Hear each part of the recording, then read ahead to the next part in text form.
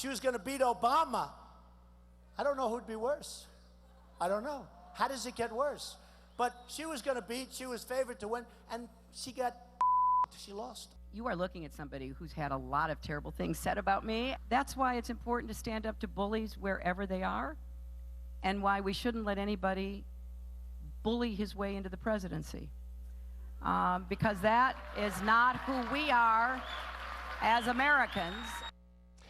Hillary Clinton reacting to some crude language by Donald Trump earlier this week as he commented on her first run for the White House. And it's time now for our Sunday group, the Weekly Standard's Steve Hayes and Gearan of the Washington Post, Nina Easton from Fortune magazine, and former Democratic Senator Evan Bayh of Indiana. Thank you all for joining us today. This is not the first time we've heard this kind of a comment from Donald Trump. He called Rosie O'Donnell a fat pig, a slop. He appeared to make reference to Megyn Kelly's cycles. He praised Vladimir Putin as a great leader, ignoring what he's done to some of his political opponents and to some journalists in that country. He didn't know what the nuclear triad was, our ballistic armor of submarines, bombers, and missiles. He called Senator John McCain no war hero, and it goes on and on. Yet with each perceived gaffe, he rises in the polls. Senator, I'll give you first shot. What explains this? Well, Doug, clearly he's defying the normal laws of political gravity. I mean, any one of these things, let alone all of them, would have brought a normal political figure back down to earth with a resounding thud. I think a couple things are going on. First, his core supporters love the fact that he's not politically correct. So in some ways, these comments just endear him to them even more. Secondly, the people who point all this out and the fact that he's made statements that aren't verifiable and that sort of thing are the mainstream media and the political class who are loathed by his supporters, so that just doesn't hurt him. And you take all this together and it's just going to not hurt him in the Republican primaries, but as Professor Sabato said, it makes him really unelectable in a general election. Independent voters, swing voters, they're not going to go for this. And so this would be very damaging to the Republicans in the longer term, even if it doesn't hurt him so much in the primaries. Nina? I think Senator Bayh is exactly right on a lot of points. And I think the really important thing to remember about the rise of Donald Trump is the economic forces behind this. This is economic populism. These are blue-collar voters, white voters who are very much his base. If you look at how his standing with blue-collar voters, non-college educated voters, he's way, way up there. But if you look at him among college-educated Republican voters, he's like fourth. In a close, they're all combined, the top four, he's up there, but he's not far and away the favorite the way he is. So there's a tremendous amount of anger. I mean, you have to look at the median incomes have stagnated, and there's been a drop in incomes for working class folks, particularly since the financial crisis of 2009. And you look at what he puts in his speeches. He talks about free trade. He talks about shipping jobs overseas and so forth. This stuff appeals to people even beyond the politically correct, unpolitically correct notes that he makes. And let's take a quick look at the latest national poll. CNN ORC poll has Trump at 39%, Cruz 18%. Rubio 10, Carson 10. They're the only ones in double digits. But it's important to remember, back in 2008, Rudy Giuliani held the same position that Donald Trump does today. After the start of the new year, he fell precipitously. So a word of warning, and I think Governor Huckabee sort of alluded to this. He did, but thus far, Trump has proved much more durable and much more canny and savvy about how to stay on top. Really than any figure who might have approached his numbers in the past. It's a much bigger field. It's been a field that has been completely unable to dent him, unable to touch him. You heard that frustration in what Huckabee said to you earlier. They honestly don't know what to do, and they blame it on the media, saying that there's been too much attention paid to him. Well, he's leading. I mean, there's a reason that people are paying attention to him. Another observation about Trump's durability, which I think is interesting here, is that he's been completely immune to fact checking.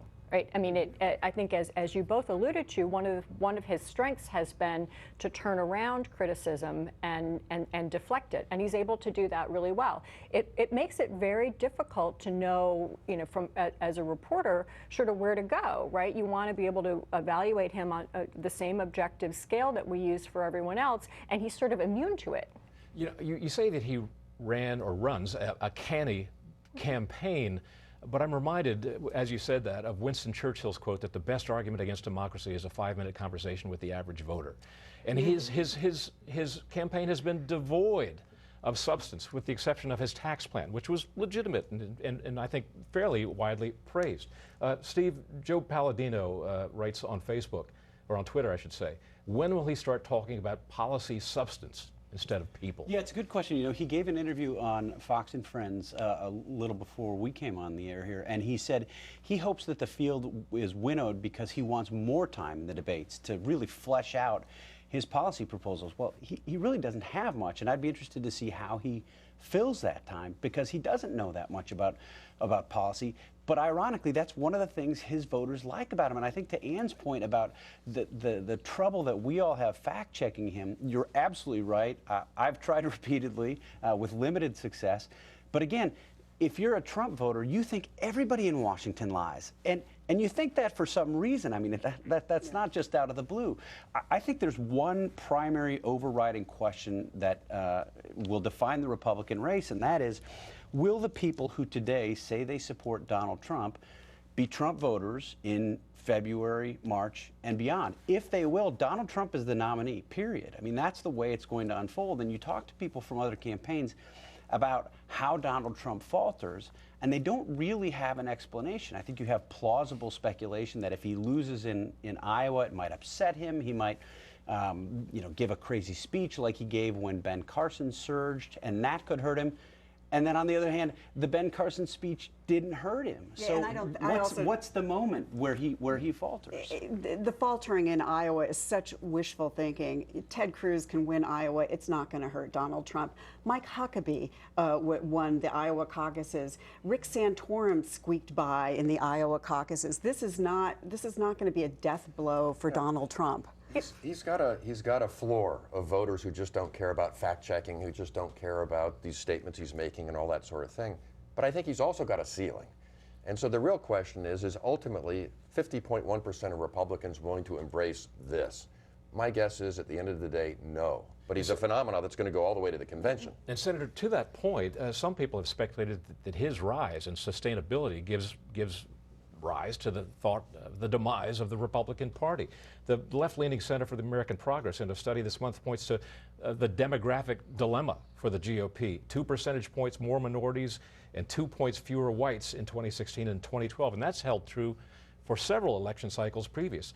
They say, the Center for American Progress, quote, the main challenges for Republicans in 2016 are twofold. First, an over-reliance on white votes at the expense of building a broader demographic coalition in battleground states. And second, an agenda and a political tone that is too conservative and exclusionary for a national electorate. Steve? Well, let me say, the Center for American Progress would be saying that about any Republican. It's not just Donald Trump. But I think it's a valid point. If you are of the demography is destiny school, you think Republicans have a very difficult time winning this election. I happen to think that the issue set, if you look at where American voters are, is very good for Republicans right now. Voters are more skeptical of government, particularly the federal government, than at any time, including in the post-Watergate constitutional crisis. That's a time for Republicans to be making a solid, substantive, fact-based argument for smaller government. And instead, what we're getting is the Trump clown show. And indeed, there are two GOP candidates, Cruz and Rubio, who potentially could fight that demographic trend that the Center for American Progress is speaking of. Well, and I think they both Cruz and Rubio have used that to their advantage. Certainly, their youth, their ethnicity, their obvious difference from the others on the stage. They use that with the others, and they've used it also, both of them, against Hillary Clinton, their youth particularly.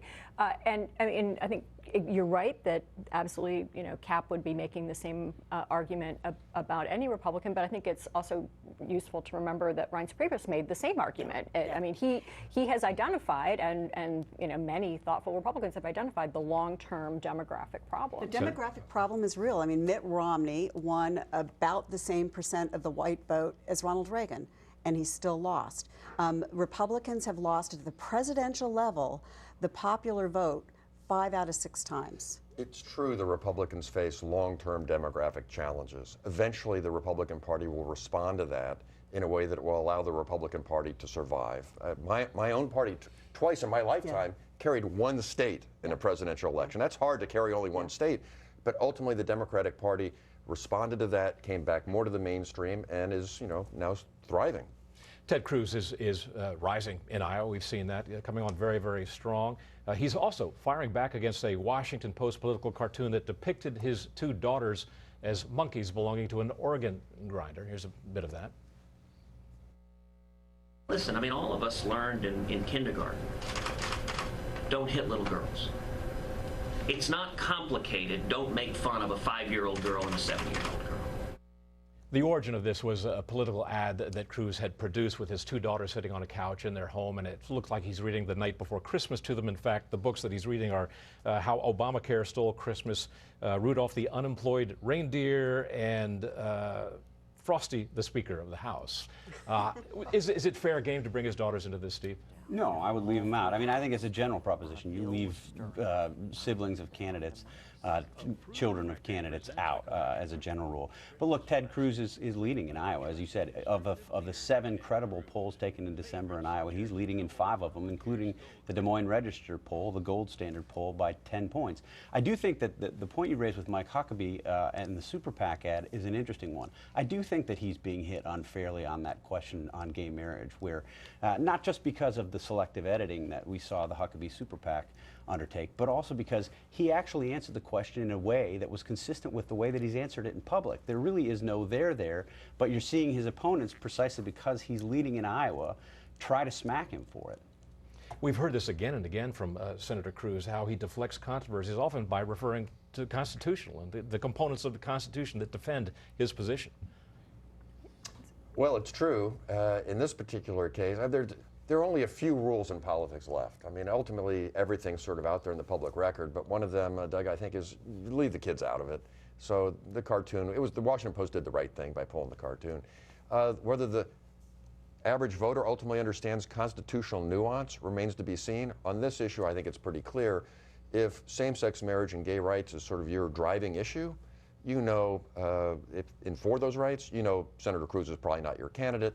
And if you're an evangelical who takes the opposite point of view, you know that ultimately you'll probably be safe with him. Well, panel, we have to take a break here, but we'll see you a little bit later on.